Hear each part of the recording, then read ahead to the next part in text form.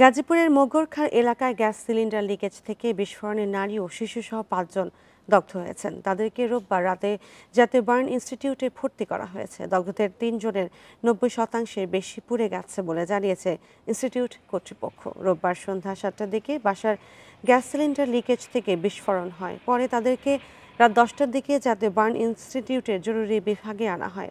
Bundle থাকলে প্রতি সেনমানিতে টাকা বাঁচবে।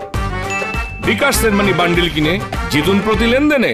দগ্ধরা হলেন সীমা আক্তার, পারভিন আক্তার ও তার 1 বছরের ছেলে আয়ান, শেফালি বেগম ও তার মেয়ে তানজিলা বেগম।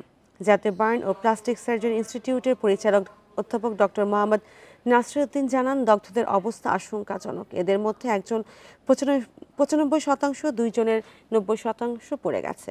এছাড়া একজনের 32% ও শিশু আয়ানের শরীরের 28% পড়ে গেছে।